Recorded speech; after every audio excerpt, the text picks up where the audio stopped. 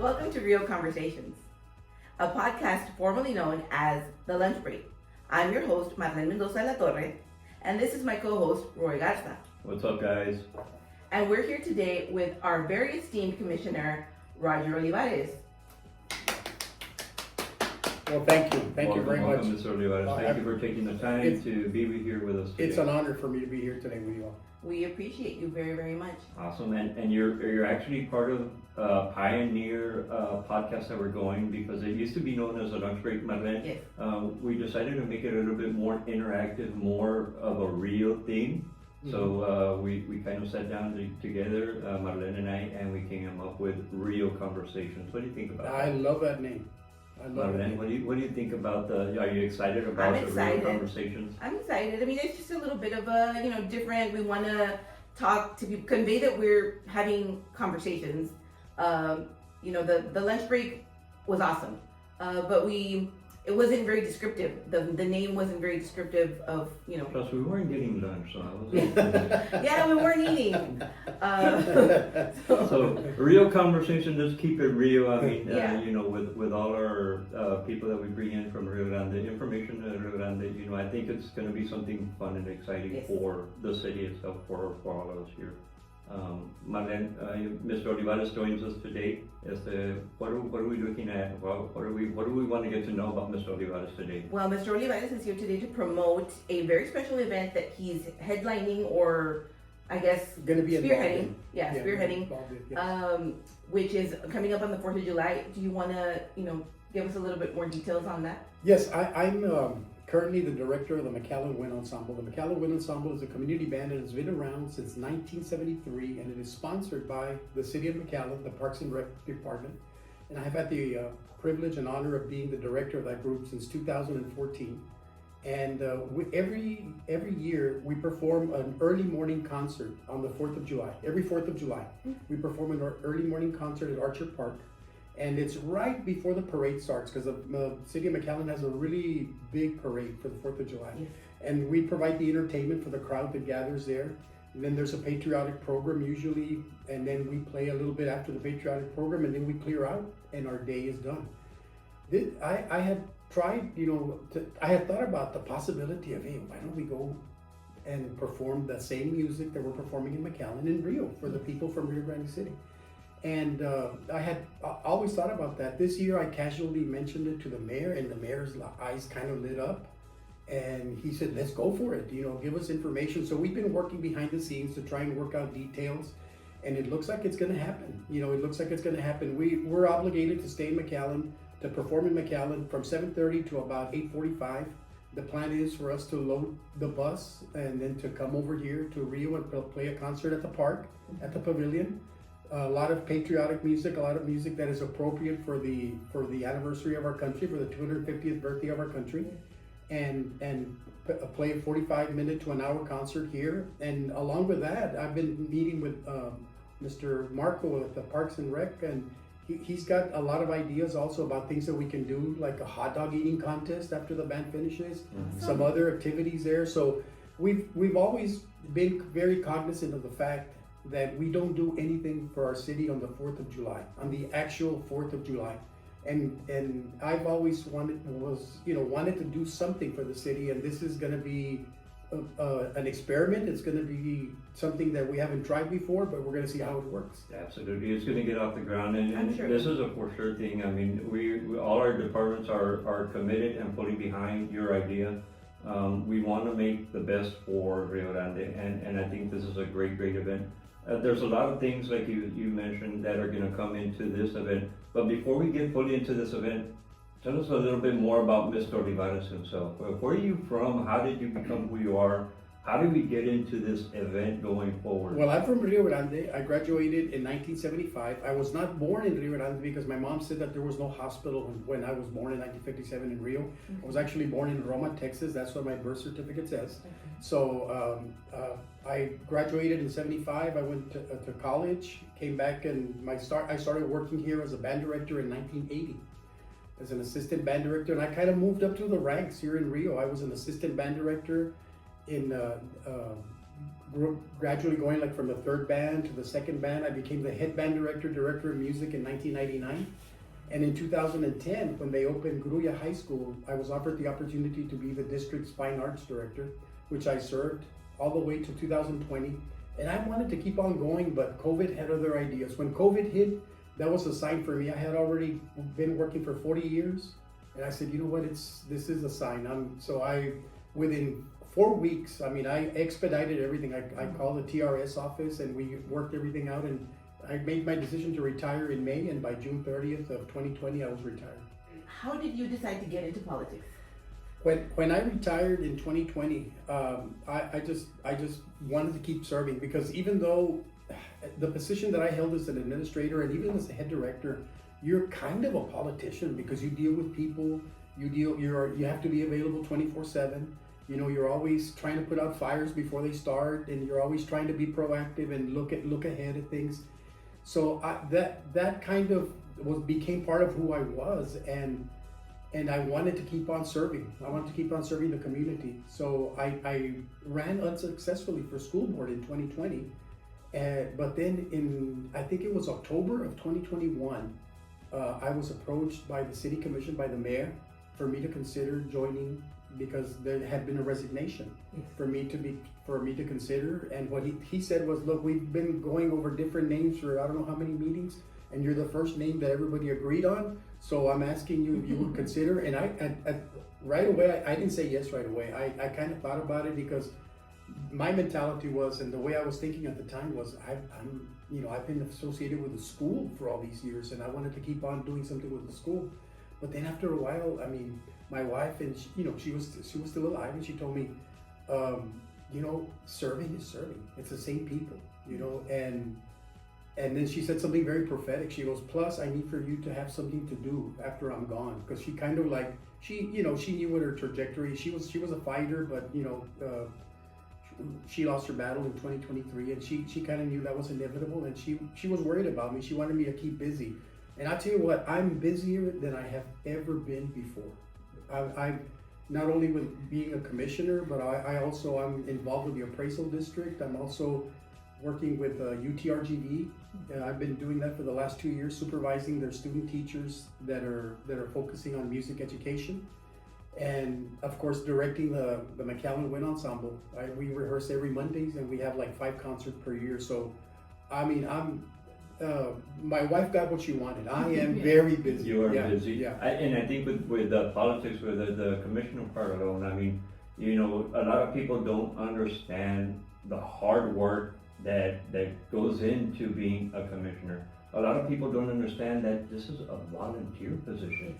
It's a volunteer position, and it's also you have to have a servant's heart. That is what I call it, because you have to have a willingness to do whatever it takes to better the community. Well, circling back to the event, the 4th of July event, what are some of the things that we can look forward to? The concert itself involves music, again, that is like patriotic marches. We have a salute to the armed forces, where there's like an arrangement of each service medley gets about a minute and a half of treatment, and we have also we're also going to play some songs that are not patriotic, that might be recognizable. We have a really cool arrangement of the Blues Brothers that I think the crowd will like. There's an arrangement of Chicago. There's one of the songs in the Chicago arrangement. There's 3 different songs, but one of them is called Saturday in the Park. And if you're familiar with the lyrics to Saturday in the Park, Saturday in the Park, you think it was the 4th of July. Well, guess what? It's going to be a Saturday. It's going to be July the 4th, and we're going to be in the park. So I thought that was appropriate to include that arrangement. Yeah, and it's going to be under the pavilion.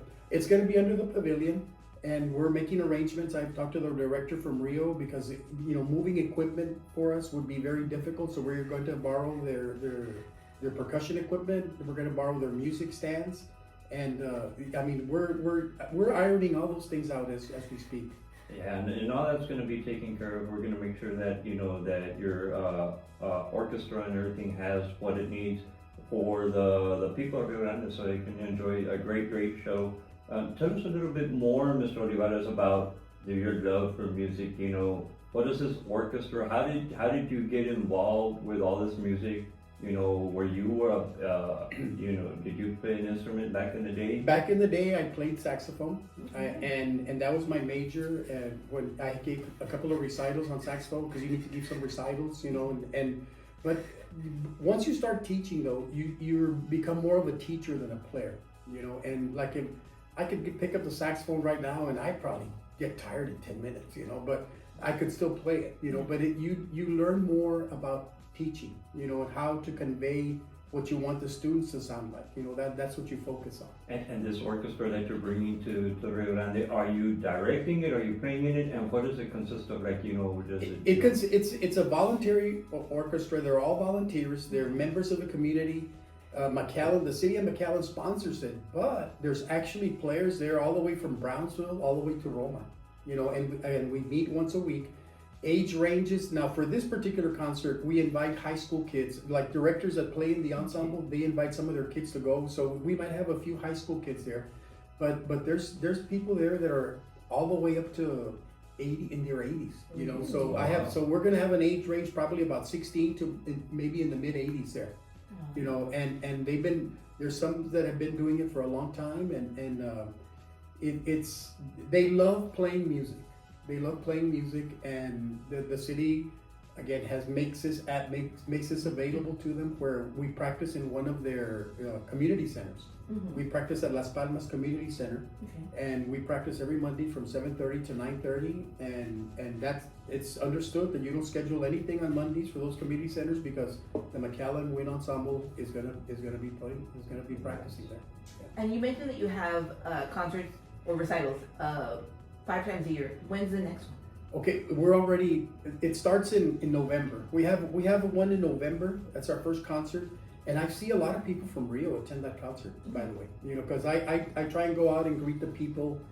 You know, we start at 7:30, maybe between 7 and 7:15. I try and go out and greet some of the people that are coming in. And I see a lot of people from Rio that do attend that. It's usually around Veterans Day, give or take a couple of days. That's our first one. We have one in the Friday before Christmas. We have one also, and it's always, that one is always Christmas themed, and whatever the city theme is for the parade, that's the theme that we use for our concert, for the Christmas concert. And then we have one in February, and we have one in April. This year, the one in February was called British Invasion, because we featured music like from the British bands like the Beatles, the Rolling Stones, you know. We played Stairway to Heaven, and we also featured serious music from British composers. So it was a really well-received concert. And then our last concert was Viva la Música, which was basically Latin-themed music, and that one was also really well-received, and that one was in April. Oh man, it sounds like you're busy year-round with music. Tell me, Mr. Olivarez, when you're not Commissioner Olivarez, when you're not involved with all these band, orchestra performances, what does Mr. Olivarez like to do? What do you do on your free time? What are your hobbies? My hobbies have been always collecting. I used to, way back in the day when the baseball cards became real popular. You guys probably don't remember this. Late 80s, early 90s. I mean, there was a baseball card boom, and we made a little building outside our house, and we had a card shop, and we sold cards there for all the way till the late 90s. When I became a head band director, I just found that I didn't have the same amount of time that I had when I was an assistant. So we basically closed it down. We didn't sell it, but I still collect. I still, as a matter of fact, I'm waiting today for an old antique coffee can that I bought. I was gonna ask, So- do you have like like a real valuable card? What's your most valuable card that you think you own right now? I know a lot of people have like the Babe Ruth and the Mickey Mantles. I want to know, maybe not your most valuable, but what's your favorite? My favorite, believe it or not, I have every single card that a player for the Boston Red Sox named Carl Yastrzemski, every card that was ever issued.